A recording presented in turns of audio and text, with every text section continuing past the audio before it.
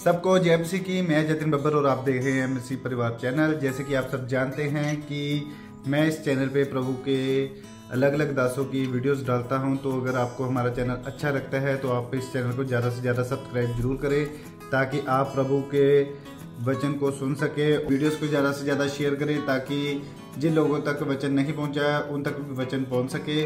सबको जय मसीह की। एक बार मैं आपसे दोबारा कहूँगा कि इस चैनल को सब्सक्राइब जरूर करें और वीडियोस को ज़्यादा से ज़्यादा शेयर करें। जय मसीह की। मेरा विश्वास है प्रभु आपको बढ़ाएगा इस महीने, तो आप गवाही के साथ वापस आएंगे। इस महीने आपकी आत्मिक ग्रोथ बड़ी होगी इस महीने, और आपने काम करना है प्रभु के आगे।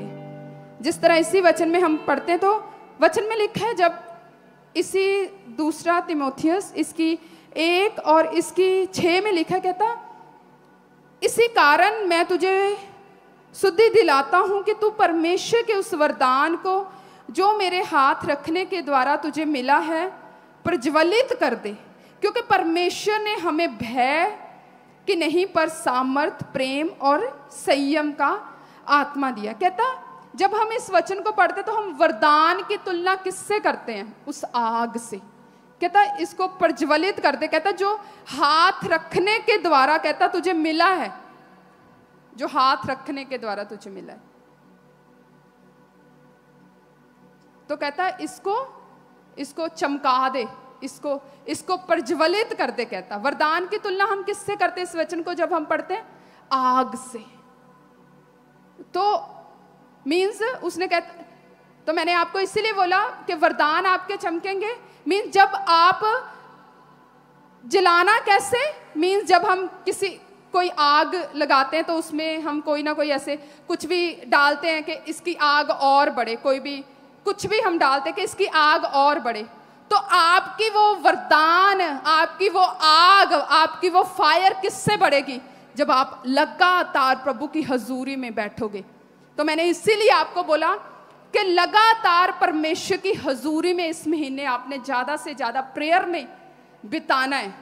समझ गए कि मैंने आपको बोला? तो आपको क्या करना है? आपको काम करना है। वचन में लिखा, जो भविष्यवाणियां तेरे विषय में हुई हैं उनके अनुसार अच्छी लड़ाई को लड़।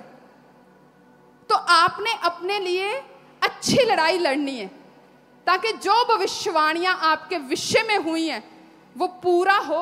और सचमुच मेरा विश्वास है, जब आप इस तरह आप फॉलो करेंगे तो सचमुच आप अपने जीवन में इस अक्टूबर महीने में अद्भुत ग्रोथ को देखेंगे प्रभु यीशु मसीह के नाम में। तो आपने ज्यादा से ज्यादा प्रेयर में रहना है। प्रेयर क्या करती है? उसमें आपको आग से भरती है। जैसे मैंने आपको बताया था, प्रेयर आपको आग से भरती है। बोना आपको, आप जब आप अपना समर्पण देते हैं तो वो आपको आग से भरती है। जब आप आपको पता है कि मुझे पता है मैं कुछ कर रहा हूँ, मैं कुछ हिलाने वाला प्रभु को कर रहा हूँ, आप अपने शरीर को देते हैं, आपको पता है, तो वो आपको आग से भरता है। और आपको जब आप उस समय चल रहे होंगे ना, तो आपको सब कुछ नॉर्मल लगेगा, सब कुछ आपको नॉर्मल लगेगा। पर आप कर रहे हैं, आप प्रभु की हजूरी में बैठते हैं, सुबह बैठते हैं 2 घंटे 3 घंटे, दोपहर को बैठते हैं, शाम को बैठते हैं, प्रेयर में रहते हैं, वचनों में रहते हैं, बोते हैं, प्रभु के साथ जाते हैं, अपने आप के लिए मरते हैं, अपनी अभिलाषों को आप त्यागते हैं। आप फैसला करते हैं आज मैं कोई फोन नहीं यूज करूंगा। आप फैसला करते हैं आज मैं कुछ नहीं करूंगा, किसी के साथ कोई बात नहीं करूंगा, कुछ नहीं मैं करूंगा। आप ऐसे अपनी लाइफ में डिसीजन लेते हैं। उस समय आपको लगता है कि जा तो मेरा शरीर टूट रहा है, जा कुछ नहीं ऐसा हो रहा, पर मैं आपको सच्ची बता रही हूं, आप उसका रिजल्ट देखते हैं आने वाले समय में, आप उसका रिजल्ट देखते हैं। आपको नहीं पता चल रहा कि आपकी लाइफ में क्या एंटर हो रहा है, पर जब आप प्रभु की हजूरी में जाते हैं, जब आप ऐसे क्रियाओं को करते हैं, तो आत्मा में बहुत कुछ आप अपने अंदर रिसीव कर रहे होते हैं। तो प्रभु आपको बहुत कुछ दे रहा होता है। तो जब आप इस तरह बने रहते हैं तो परमेश्वर आपको देता है, फिर आप आनंदित होते हैं अपनी लाइफ में। तो इसी तरह आपने इन आत्मिक क्रियाओं में बढ़ना है, आपने ज़्यादा से ज़्यादा संगति करनी है। तो जो मैंने आपको वचन दिया भविष्यवाणी का, तो वो मैंने जो प्रभु ने दिया मैंने आपको दे दिया, और उसके अनुसार आपने अब अच्छी लड़ाई करनी है। और मैं आपके ऊपर घोषणा करती हूँ प्रभु यीशु मसीह के नाम में, आप अच्छी लड़ाई करेंगे और जीतेंगे प्रभु यीशु मसीह के सामर्थ्य नाम में। खुदावंद आपको अनुग्रह दे, एक एक जन को परमेश्वर अनुग्रह दे खुदावंद। हे परमेश्वर खुदावंद, तू ऐसा परमेश्वर है प्रभु जो दया करने वाला परमेश्वर है प्रभु। तू ऐसा परमेश्वर नहीं है खुदावंद जो अपने बच्चों को कमियों कमजोरियों में खुदावंद छोड़ देता है परमेश्वर, पर प्रभु तू ऐसा परमेश्वर है खुदावंद परमेश्वर कि तू इनकी कमियों कमजोरियों में भी परमेश्वर तो अपने बच्चों के साथ रहता है खुदावंद। हे परमेश्वर प्रभु, आज मैं इस पूरी कलीसिया के ऊपर खुदावंद तेरी दया मांगती हूँ, तेरे अनुग्रह को मांगती हूँ खुदावंद। आज अनुग्रह करे खुदावंद, इस वचन के अनुसार ये चल सके खुदावंद परमेश्वर, और ये अपनी लाइफ में खुदावंद उस आग को रिसीव करे खुदावंद, उन दानों वरदानों को ये रिसीव करे खुदावंद, उस शुद्ध विवेक को ये रिसीव करे और शुद्ध विवेक के साथ ये तेरी सेवा को कर सके प्रभु यीशु मसीह तेरे सामर्थ्य नाम में। Thank you Jesus, thank you Lord. कितने लोगों ने संडे का वचन सुना? प्रभु आपको ब्लेस करे। मैंने संडे लोगों को सिखाया था कि आपने चंगियाई को, छुटकारे को आपने कैसे प्राप्त करना है, तो उसका मैं नेक्स्ट लोगों आपको सिखाऊंगी।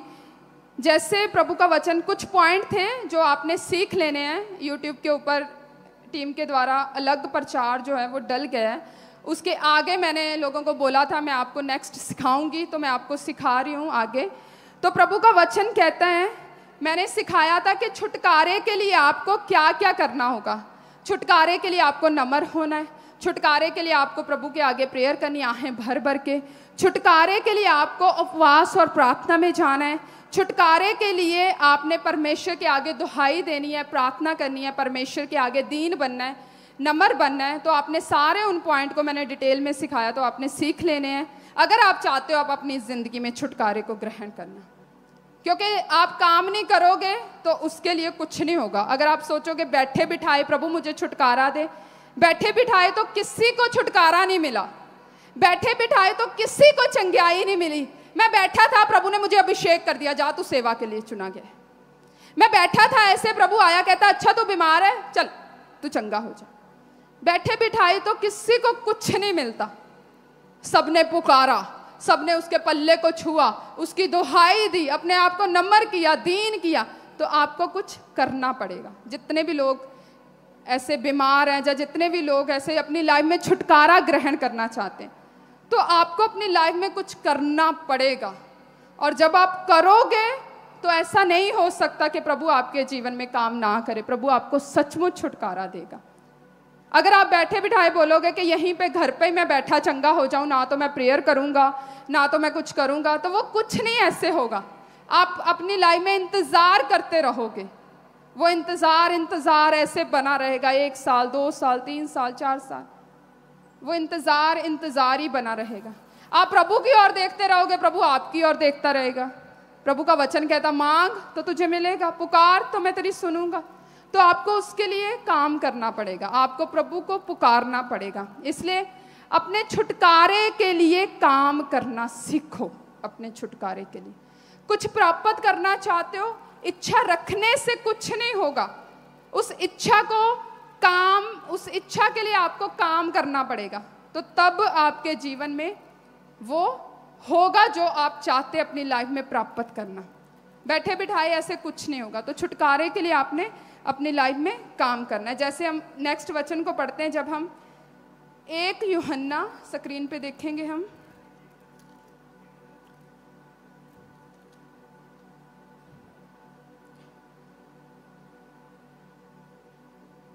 जो मैंने संडे आपको वचन दिए थे, 1 यूहन्ना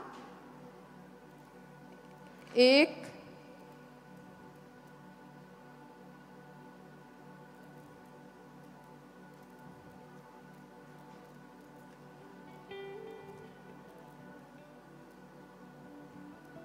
नहीं है वचन नहीं है। मैसेज लेके दो टीम, तो वचन नहीं है वचन सी। वैसे संडे वाले वचन नहीं है। मीडिया टीम को संडे वाले पूरे वचन यहाँ चेक करो एक बार। ठीक है।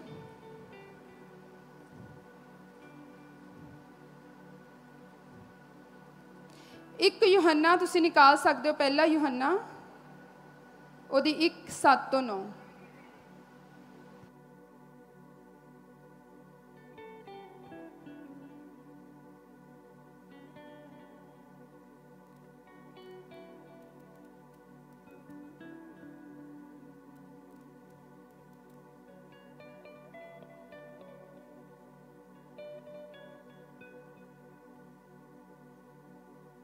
तुसी सब जने सब निकाल लिया आपने वचन को? तो वचन में लिखा है 1 यूहन्ना उसकी 1:7-9 में लिखा है, पर यदि जैसा वह ज्योति में है वैसा ही हम भी ज्योति में चलें तो एक दूसरे से सहभागिता रखते हैं और उसके पुत्र यीशु का लहू हमें सब पापों से शुद्ध करता है। मैंने बताया था कि आपने छुटकारे के लिए क्या क्या करना है। तो छुटकारे के लिए एक और पॉइंट है कि अपने अपने पापों को आपने मानना है, क्योंकि कई लोगों के जीवन में उनकी लाइफ में कुछ छुटकारे इसलिए नहीं होते क्योंकि वो अपने पाप को मानते नहीं हैं। वो एक झूठ में रहते हैं। दो तरह के लोग होते हैं, या तो वो अपने पाप को मानते नहीं हैं, या तो वो पाप को डर के मारे छिपाते हैं। तो ना तो आपको पाप को छुपाना है कि मुझे डर है, मैं अगर इस पाप को मैं बोलूँगा तो मुझे डर लगता है मेरे साथ क्या होगा। और दूसरी चीज़ जो है, परमेश्वर के आगे अपने अपने पापों को आपने मानना है। बहुत सारे लोगों के छुटकारे इस कारण से रुके रहते हैं।